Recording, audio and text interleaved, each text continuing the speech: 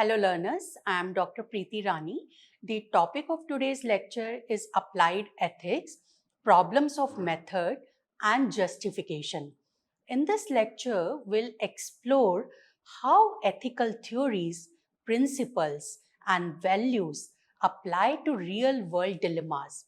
We'll also look at the challenges in justifying these applications, especially the problem of method and justification in applied ethics. Understanding these issues is key to navigating the complexities of moral decision making in both professional and personal context. So you have already had an introductory lecture on applied ethics. So I'll briefly revisit some of the general points about applied ethics to connect them with today's discussion on the problem of method and justification in applied ethics. You all know that applied ethics is a philosophical inquiry into the process of making ethical judgments in many of the specialized provinces of human endeavor that represent uniqueness, complexity, at times novelty, and often dilemmas that rarely mark their presence in normal walk of life.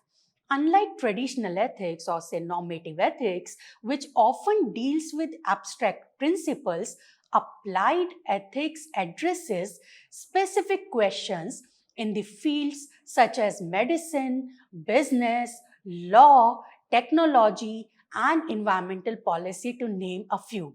The goal is to translate ethical theories into actionable solution. For example, in healthcare, applied ethics guides decisions about end of life care, patients' confidentiality, and resource allocation.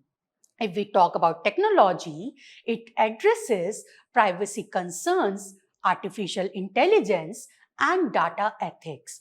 In applied ethics, the primary challenge lies not just in identifying moral issues, but in determining how to make justified ethical decisions across diverse and complex situations. It is observed that it is not possible to have a straightforward movement towards practical judgments by appealing either to moral theories or any general moral principle, such as one ought not to inflict harm or risk harm, one ought to treat people fairly and with equal respect, etc. etc. That's why there appears to be a gap between theory and practice. Moving from theory to practice presents significant challenges, particularly in selecting the appropriate method for ethical judgment and ensuring its justification. Theory and principles should always be supplemented by human experiences, right action, motivation, and the like. Now let us look at different ethical theories which leads to different moral choices to understand the problem of method and justification in applied ethics in a better manner. There are different ethical theories and you have already learned about them, like consequentialism. One of the consequentialist theories, utilitarianism, deontology, virtue ethics. Here we need to understand that how these theories influence applied ethics. These ethical theories provide different lenses through which to view and resolve ethical dilemmas. While consequentialism focuses on outcomes, deontology emphasizes moral duties, and virtue ethics looks at character. In applied ethics, these theories often overlap and can be used together to address complex moral issues, helping to justify decisions in various fields. Let us take an example from bioethics field to understand it better. Let us take up the case of euthanasia. Euthanasia, or assisted dying or mercy killing, is a highly debated issue in medical ethics. It involves the practice of intentionally ending a life to relieve pain and suffering. Different ethical methods offer contrasting views on this issue. From a consequentialist perspective, euthanasia could be justified if it leads to a greatest good for the patient, such as relieving unbearable suffering. The focus here is on the outcomes, where the end of pain and suffering might be seen as a positive consequence. In contrast, deontological ethics might oppose euthanasia because it involves intentionally ending a life, which could violate the moral duty to preserve life. Deontologists would argue that the act itself is inherently wrong, regardless of the consequences. Virtue ethics, on the other hand, would approach euthanasia by considering the character and intentions of those involved. A virtuous person, guided by compassion and wisdom, might support or oppose euthanasia depending on how they interpret what a good or caring action would be in this particular context. So, this case study illustrates how different ethical theories can lead to different conclusions on the same issue. This highlights the complexity of applied ethics and the challenges in reaching a consensus on ethical issues. It would be better to have a look at the moral content also, because understanding moral content is key in applied ethics. We have three main approaches to moral content. One is internalism, another one is externalism, and the third one is a mixed approach of internalism and externalism. Each approach has their strength and weaknesses, and the choice often depends on the context and ethical challenges faced. Let us first talk about the internalism in applied ethics.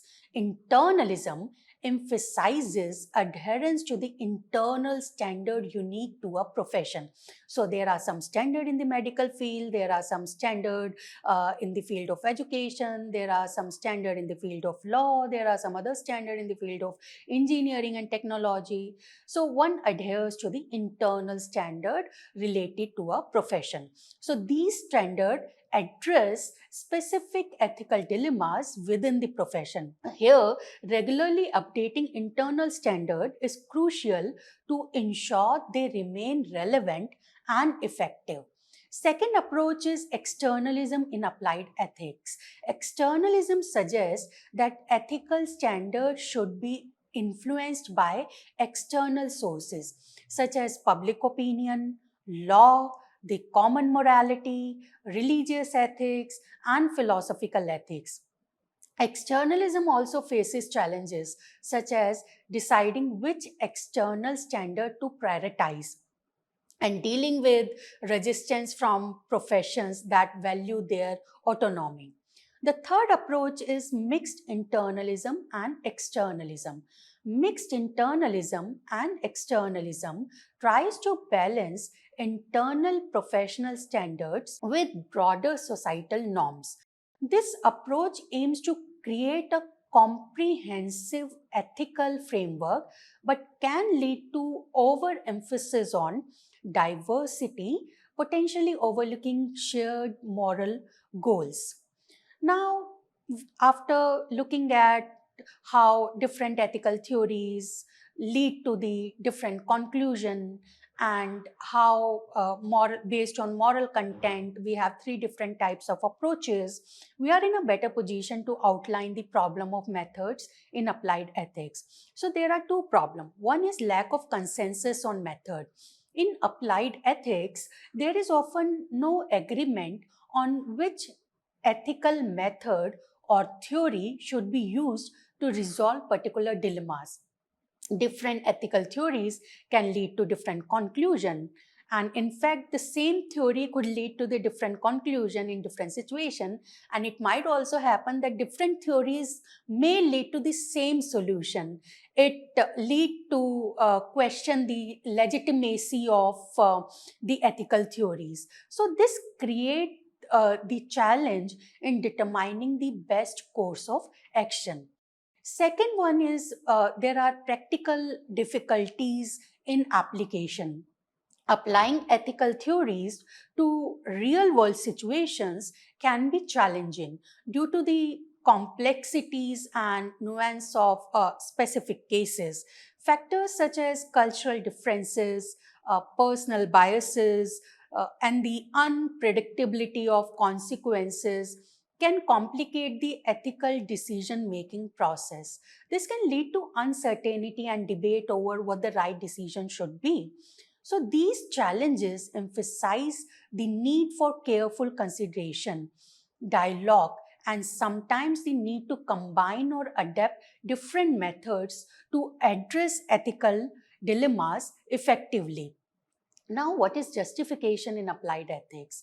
Justification in ethics refers to providing a rational basis for why a particular action or decision is considered morally right or wrong. It involves explaining the reasoning behind an ethical choice, often by appealing to ethical theories, principles, or values.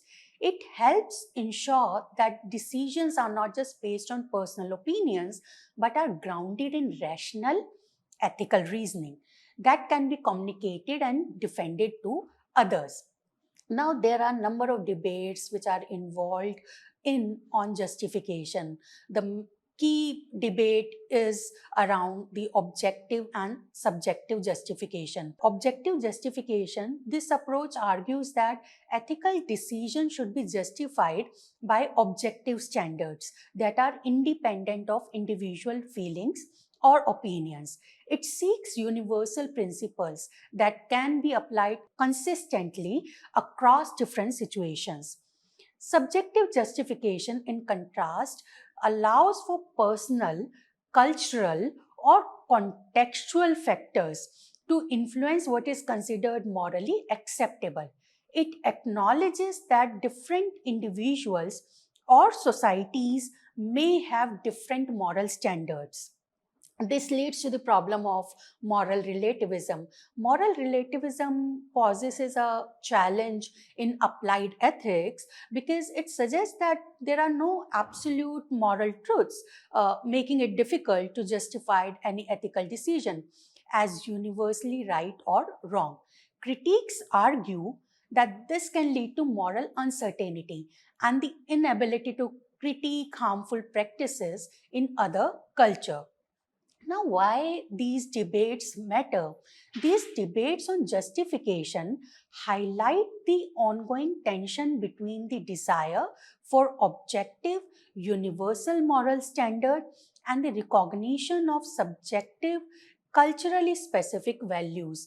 Understanding these debates is crucial in applied ethics as it influences how we justify our ethical decisions in a diverse and globalized world. Now, there are different methods or models of justification. Each model offer a unique approach to reasoning through ethical dilemmas, but each also has its own set of challenges. Let us discuss following three methods: top-down model, bottom-up model, and coherentism, also known as reflective equilibrium. Let us talk about top-down model. Top-down model apply the pre-existing norms to new particular situations or events available in front of us. This model confirms the way in which virtually all persons learn to think morally.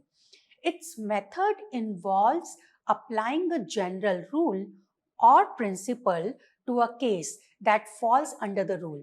These models follow a deductive form in applying the rule.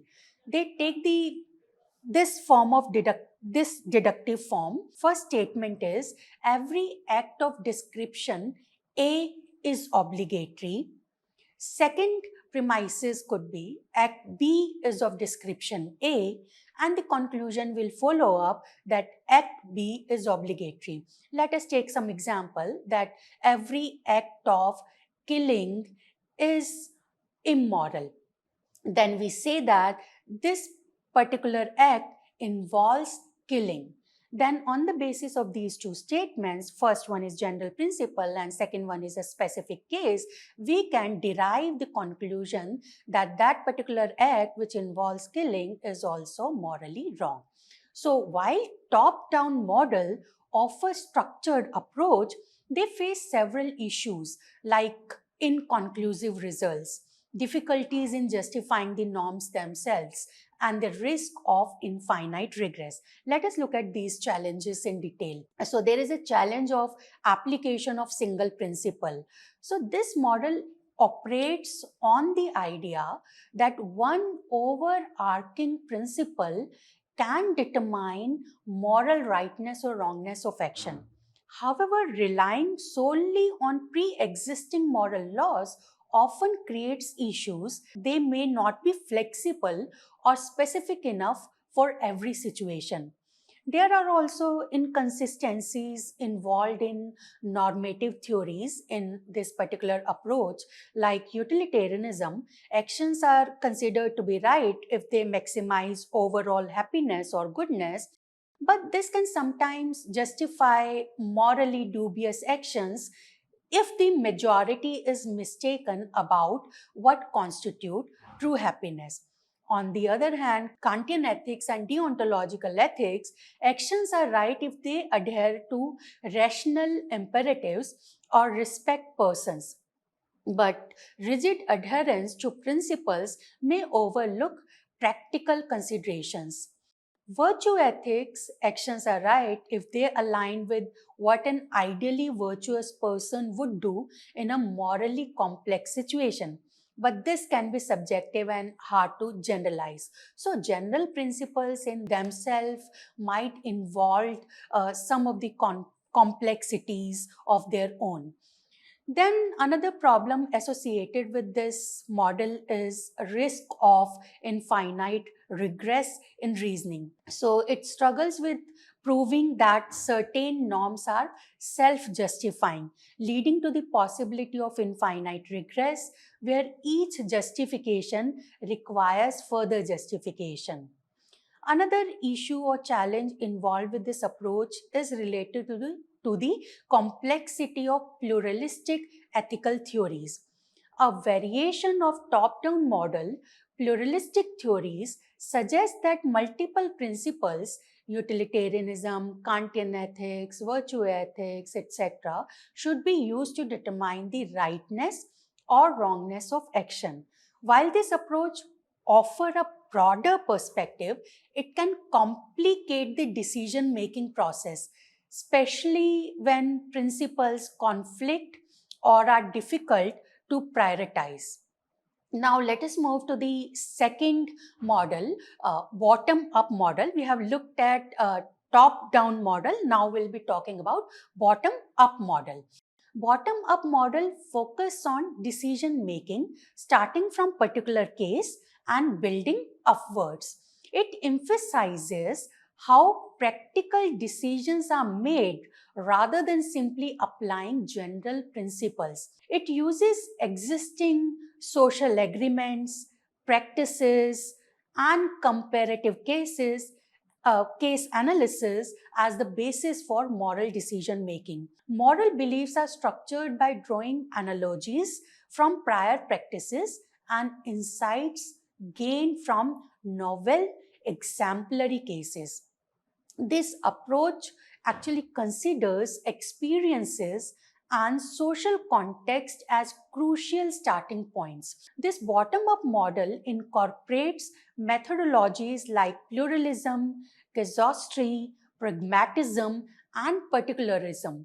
These methods allow for flexible interpretation and adaptation to specific cases, which was missing in the last model, up to down model. Now, there are some challenges and limitations of this model also. One is conflicting interpretation, another one is risk of bias, then another one is lack of objectivity, and this method is a method without content.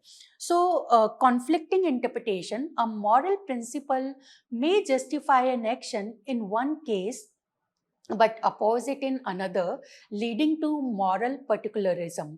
There is a risk of bias because these models can be prejudiced, biased based on irrelevant analogies, popular opinions, and hasty generalization. There is lack of objectivities, as analogies and comparison do not inherently provide objectivity in moral decision making. Why this method is called method without content? Because while these methods offer tools for thought, they often lack initial moral premises or clear foundational principles. Now, moving to the third model, coherentism, reflective equilibrium. Coherentism or reflective equilibrium is considered a more robust model, addressing the limitations of top down and bottom up approaches. This model is popularized by John Rawls, aims for harmony between moral judgments and principles derived from them. So there is this kind of process of considered judgment. Judgments are made without biases and are always open to revision. Consistency is sought here between sound judgment of rightness and wrongness and general moral principle. And incoherent results require adjustment, reconsideration, or restarting the process.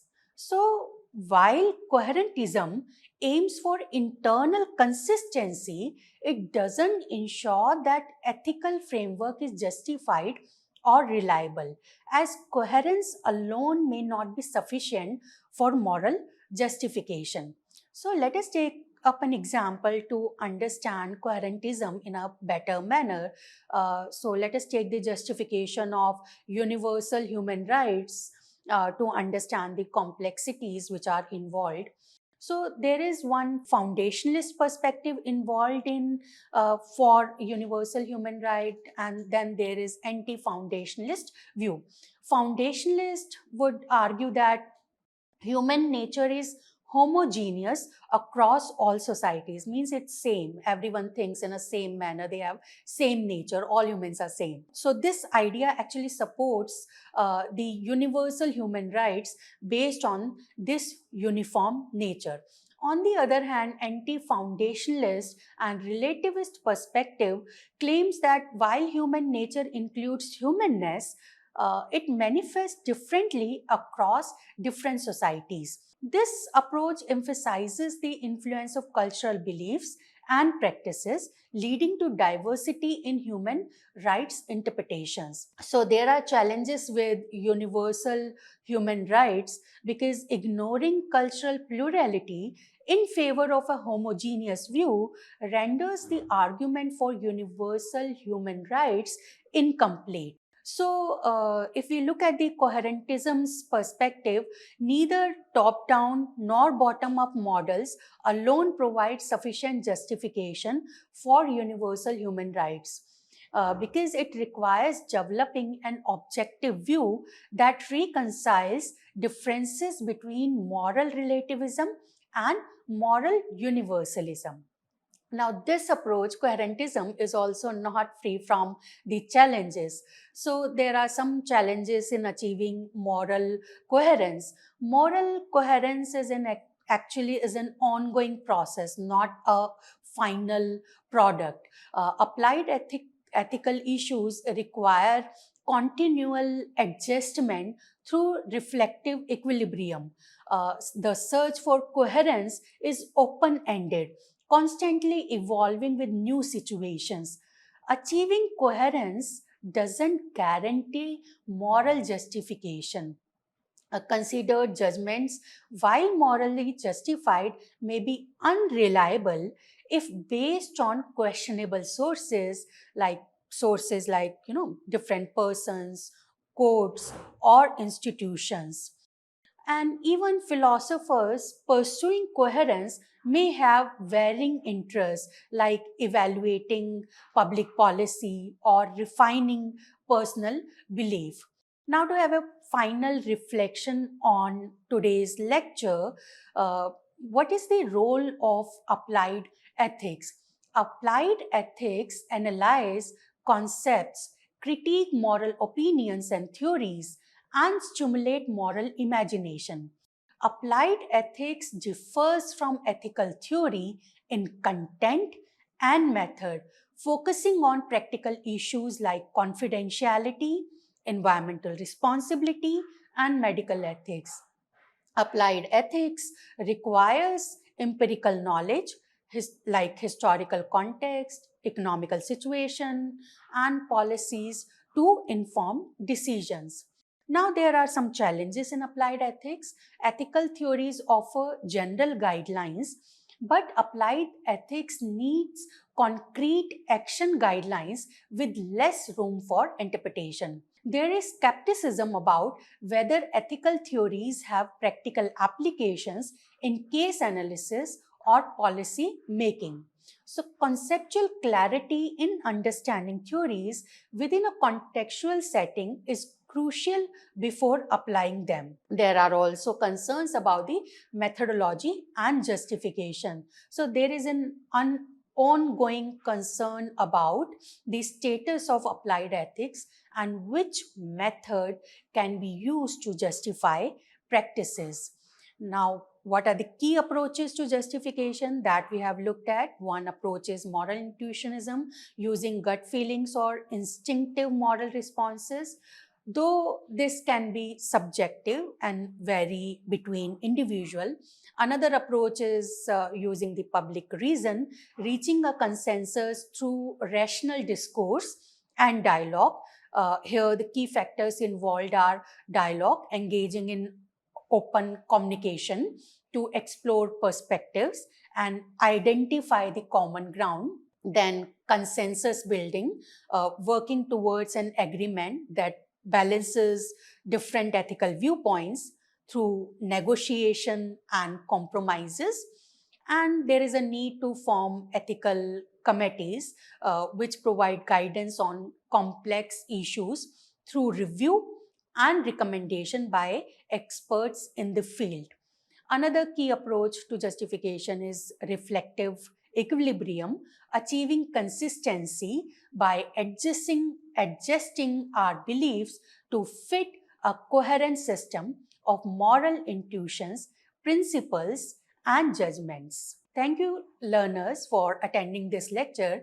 I'm sure that you must have gained an idea that how applied ethics is a complex field and what are the problems associated with method and justification in applied ethics. Here is a list of references, and you can look at these sources to gain more insight about this topic. Thank you once again.